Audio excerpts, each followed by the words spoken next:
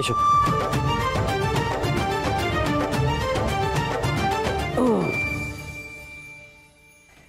আসি আমি।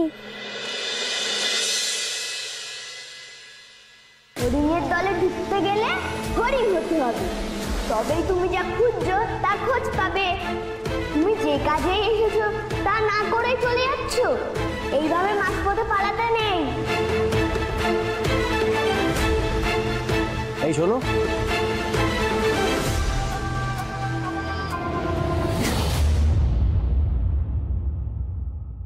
বলছি তোমার এই জামা কাপড়ের মধ্যে থেকে আমাকে একটা ফতুয়া আর একটা ধুতি দিতে পারবে তুমি?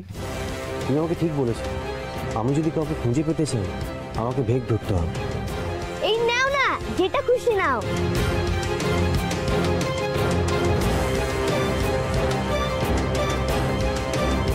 আবার কি হলো, মুখটা শুকিয়ে গেল কেন? না না, কিছু না। ধুতি পরবো কিভাবে? আমি তো পড়তেই পারি না, আর এখন কাকেই বা বলবো পরিয়ে দেওয়ার কথা।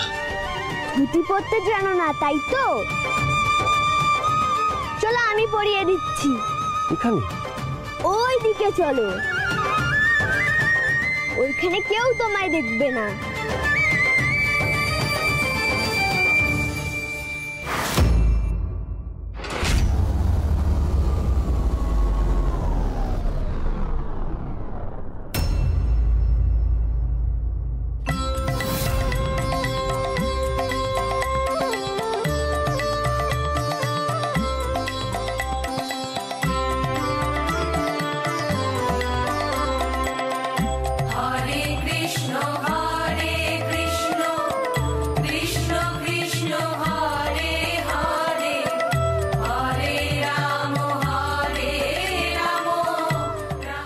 বাবাও তো এদের মতনই গান গাইতো।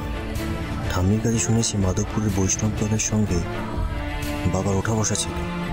আচ্ছা, আমি যদি এদের দলের সঙ্গে ভিড়ে যাই, এদের সঙ্গে আলাপ পরিচয় করে বাবার কথা জানতে চাইতে হয়তো বা কিছু জানতে পারবো।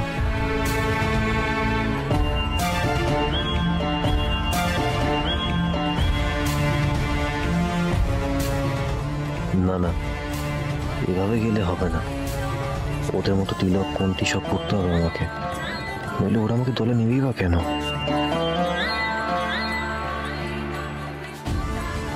কিন্তু এখন আমি কোথায় পাই তিলক কোনটি?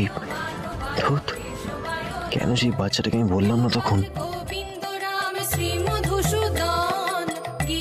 তবে যদি আগেই করে দিতাম তাহলে তো আসল কাজটাই হতো না।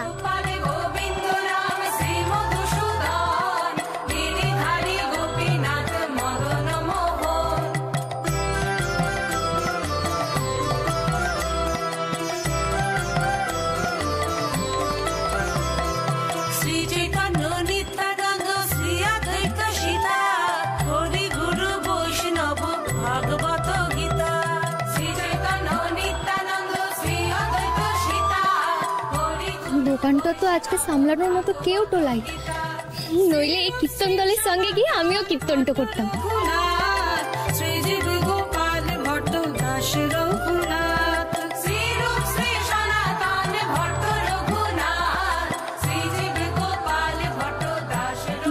আমায় খুঁজছিলে? তুমি জানলে কি করে? সে জেনে যাই সবই। এই যেমন জানি তুমি এখানে কেন দাঁড়িয়ে আছো। আচ্ছা, কেন বলো তো? ওই তো তুমি কাউকে খুঁজবে বলে ওদের দলে ভিড়তে যাচ্ছ, অথচ ওদের মতন তুলসী মালা তিলক তোমার কাছে নেই, তাই তো তুমি ওদের সাথে ভিড়তে পারছো না। তুমি তো দেখছি সত্যি মানুষের মন করতে পারো। আচ্ছা, তুমি যখন আমাকে ধুতিটা পরিয়ে দিলে, একটা তিলক আর মালা আমাকে জোগাড় করে দিতে পারলে না?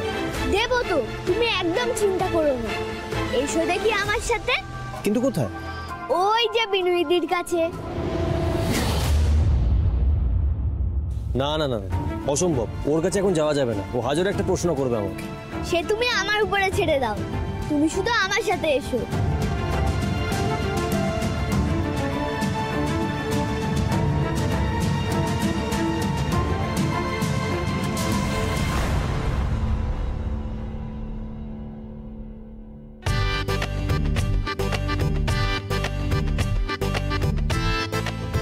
সে কি শহুরে বাবু যে, তা আপনি এরকম ভেট্টো ধরলেন কেন? হ্যাঁ, সে কেন ধরেছে পরে জানবি। আগে বল তো বিনু দিদি, আমাদের শহরের বাবুকে কেমন লাগছে? তুই বুঝি ওনাকে চিনিস? হ্যাঁ চিনি তো।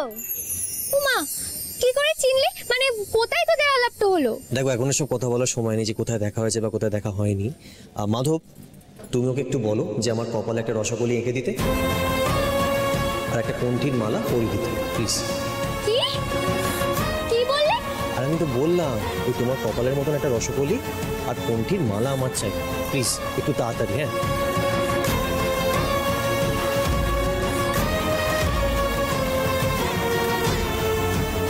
এই নিন, এটা ধরুন। আপনি নিজে এঁকেলেন, বুঝলেন? আরে আমি এখন কি করে রাখবো? ঠিক আছে, তুমি আমাকে একটা আয়না দাও, আমি এঁকে নিচ্ছি, দাও। আয়না? আমি এখন আয়নাটা কোথায় পাবো? আপনি দেখতে পাচ্ছেন না এই দোকানে আয়নাটা বিক্রি হয় না।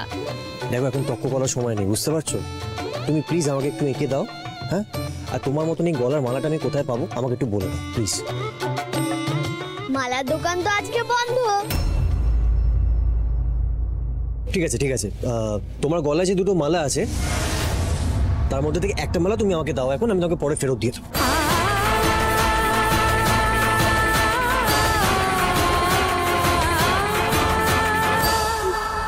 অসম্ভব। কেন? এই তো অসম্ভবের কি আছে? আর বাবা, আপনি কি বলছেন আপনি নিজেও জানেন? এই রসগোল্লা, এই কণ্ঠির মালার আপনি মানে তো বোঝেন? এই রসগোল্লা আর কণ্ঠির মালা আমরা ঈশ্বরের নামটা করে পড়ি, মাধবের নামটা করে পড়ি। আর আমরা যে বৈষ্ণব, এইগুলো হচ্ছে তার নিদর্শন বটে। আপনি যেটা করতে বলছেন সেটা সেটা কিছুতে করতে পারবো না।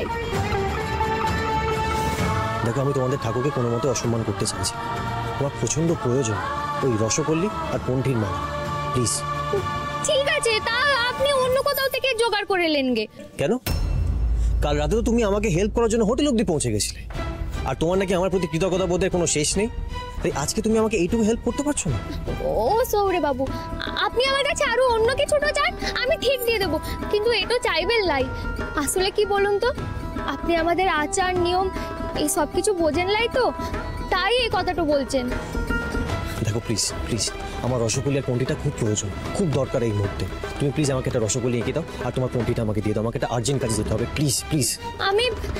আমি পারবো লাই। রাধারানীকে মানানো কি এত সহজ? আরে আমার না পড়ানোর কারণটা কি আমি ঠিক বুঝতে পারছি না। তোমার টাকা লাগবে তো, দাঁড়াও আমি তোমাকে টাকা দিচ্ছি। সৌরে বাবু, এ আপনি কি তো বলছেন? টাকার কথা কোত্থেকে আসছে? আপনি বুঝতে পারছেন লাই, এসব আমরা করতে পারবো না। দেখো আমি তোমার কাছে হাত জোর করে রিকোয়েস্ট করছি, তুমি প্লিজ আমাকে পড়িয়ে দাও তাড়াতাড়ি, প্লিজ আমার কথা শোনো প্লিজ।